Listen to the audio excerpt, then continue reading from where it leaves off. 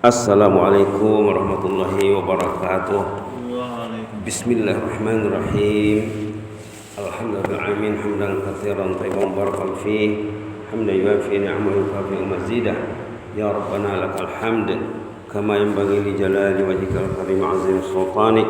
Wassalatu wassalamu ala sayyidina wa habibina wa syafi'ina maulana Muhammad wa ala alihi wa sahbihi وسلم تسليما كثيرا كثيرا ومن تبعهم بإحسان إلى يوم الدين عدد خلقه تعالى ورضا نفسه وزينة عرشه ومداد كلماته كما يحب ربنا ويرضى. Alhamdulillah, bapak-bapak dan ibu-ibu yang disayangi Allah, orang yang mau datang ke rumah Allah, apalagi pagi hari, orang yang disayangi oleh Allah. Orang yang tidur di pagi hari waktu salat, orang yang jauh dari rahmat Allah. Alhamdulillah. Tadi dalam salat kita menikmati kalamullah surah Thaha. Kita ambil awal surah Thaha saja. A'udzubillahi minasyaitonirrajim. Thaha ma anzalna 'alaikal qur'ana litashqa illa tazkiratan liman yakhsha. Itu saja Bu ya. Thaha sama dengan alif lam mim, sama dengan alif lam ra. Allah yang tahu hakikat maksudnya. Sahabat pun tidak pernah tanya Nabi, Nabi pun tidak pernah beritahu sahabat. Thaha, ya Thaha katanya. Ada mengatakan Thaha itu salah satu nama Nabi Muhammad. Nah, maka ada anak-anak kita, guru-guru kita bernama Thaha.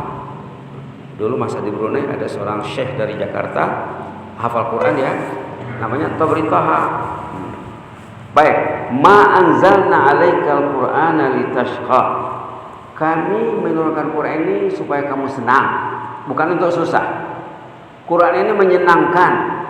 Hari Bapak baca Quran, Bapak akan lebih sehat daripada tidak baca Quran. Hari Ibu baca Quran, Ibu akan lebih sehat. Subhanallah. Bahkan dulu masa bersama dengan Syekh Ali Jabir rahimahullah, pernah di Malaysia dulu dalam satu acara, dia bilang kalau bapak ibu mau mendengar Quran dibacakan melalui kaset, contohnya sekarang tidak ada kaset lagi ya, melalui HP, handphone, melalui murattal, kan sekarang sudah senang 30 juz sudah lengkap dalam Quran murattal itu. Kalau ibu mendengar Quran waktu tidur katanya, bapak mendengar Quran waktu tidur, sel-sel badan yang sudah mati itu kok sehat lagi katanya. Padahal ibu tidur. Itu kata Syekh Ali Jabir rahimahullah taala. Mudah-mudahan Allah melapangnya dalam kubur ya. Kalau bapak dan ibu mau mendengar Quran waktu tidur, pasang Quran dengan suara yang sayup-sayup terdengar. Quran itu akan membantu sel-sel yang sudah rosak, sudah sakit. Amalkan Bu ya. Amalkan. Kemarin ada bicara dengan Bapak Andri, ada dalam catatan dalam internet Yasin 41 kali. Bila ibu download, suruh anak-anak download, ibu bisa mendengar Yasin sepanjang tidur. Udah habis tamat satu Yasin, diputar dari awal. Habis diputar dari awal 41 kali. Barangkali 3 kali, 4 kali, 5 kali, 10 kali ibu sudah bangun. Ma anzalna 'alaikal qur'ana litashqa. Quran ini bukan untuk menyusahkan bapak dan ibu, bahkan menyenangkan. Kalau dibaca, badan kita akan lebih sehat. Kalau didengar, kondisi bapak, kondisi kesehatan ibu akan semakin sehat. Ingat cerita seorang anak ya, anak salehah, putri salehah. Alhamdulillah, waktu bapaknya koma di hospital, di rumah sakit, 15 tahun koma di rumah sakit terbaring, tidak bergerak 15 tahun. Lalu datang si anak, jumpa sama ibunya. Bu, malam ini saya ingin bacakan Quran dekat bapak di rumah sakit. Kata ibu, tak usahlah nak, kita menunggu saat saja bapak ini meninggal. Ibu ini makan burayak, macam burayakin. Kata si anak, coba di rumah, kita coba nanti tengok hasilnya. Kalau gitu pergilah, kata si ibu. Pergilah anaknya ke rumah sakit, membacakan Quran, berdoa, baca Quran, berdoa, duduk bapaknya.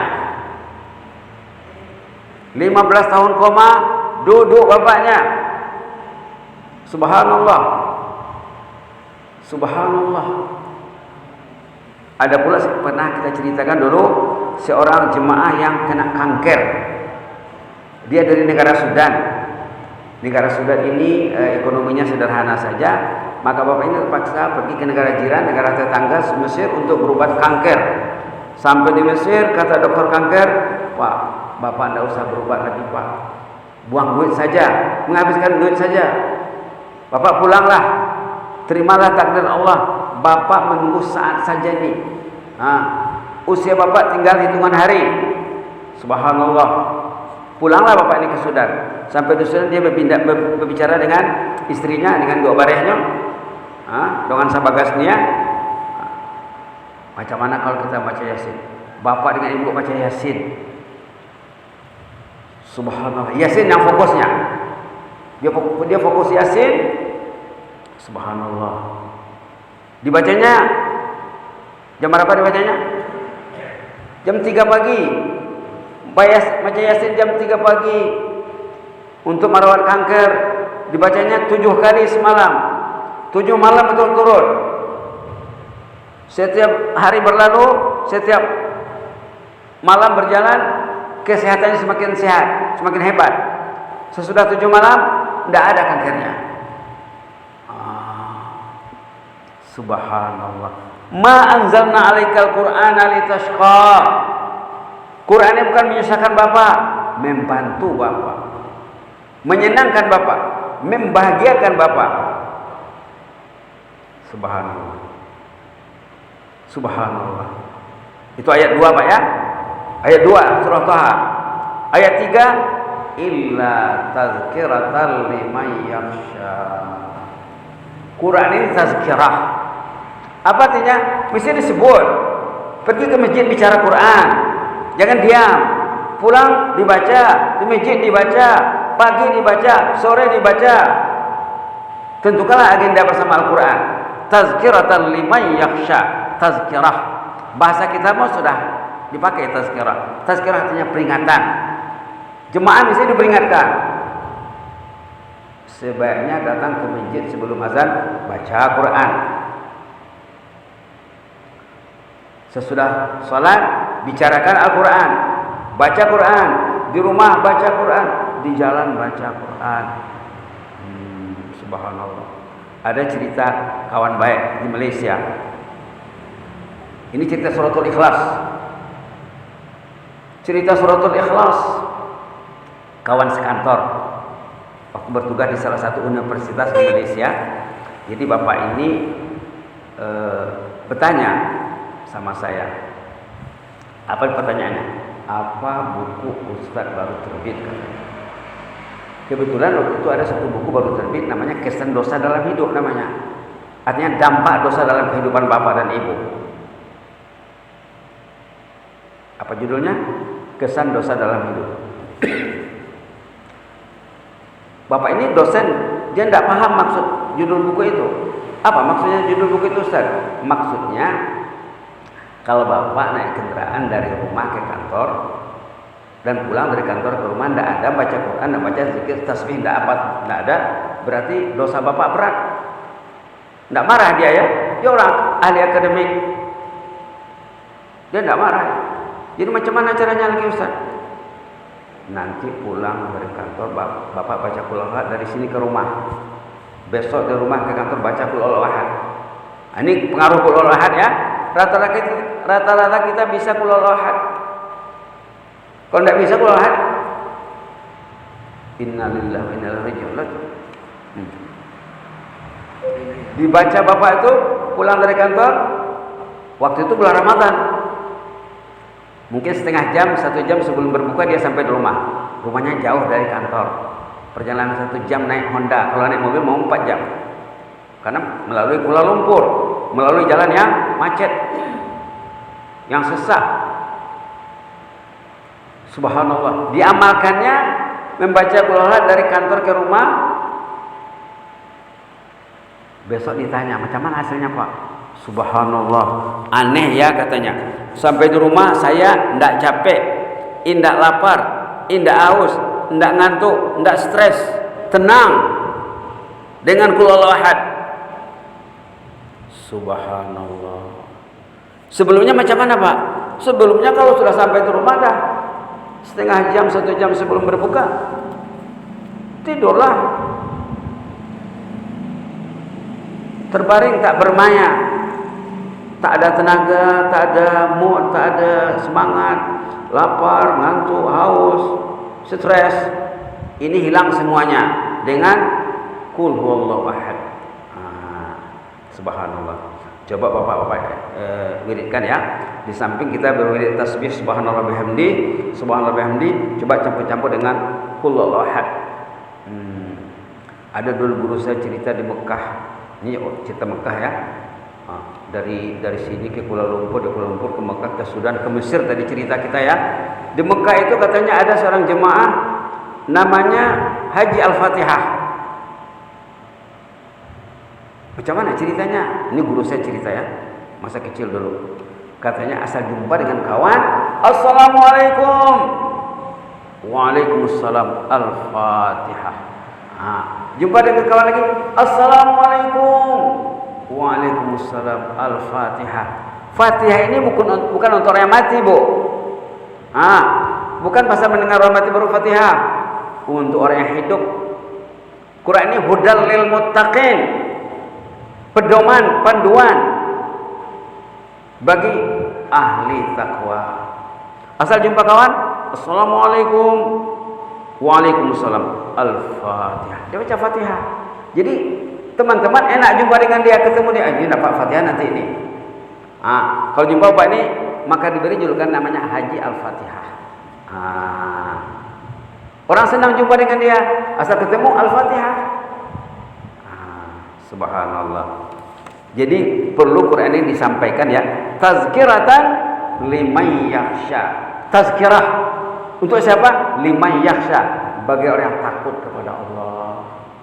Takut nak mati, takut alam kubur, takut pada mahsyar, takut sirat, takut neraka. InsyaAllah kalau rajin baca Quran, tidak perlu takut. Rajin berzikir, dia akan tenteram, dia akan tenang.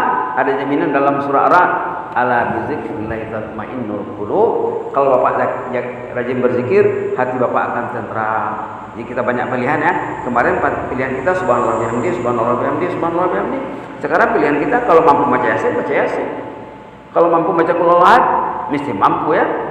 Mesti mampu. Tadi malam saya terbaca suatu hikmah dari seorang ulama. Kalau bapak tidak mau baca Quran, katanya, ibu tidak mau baca Quran, berarti Allah tidak suka sama bapak. Kalau tidak mau berzikir, tidak mau bertilawah Quran, berarti orang itu tidak disenangi Allah. Orang yang mau baca Quran, mau berinteraksi dengan kitabullah, itu orang yang dipilih oleh Allah. Mudah-mudahan kita terpilih ya. Jadi sebagai penutup kita baca qul huwallahu ahad 10 kali, karena dalam hadis siapa baca qul huwallahu ahad 10 kali tersedia satu istana yang megah dalam surga. Kita baca 10 kali penutup ya.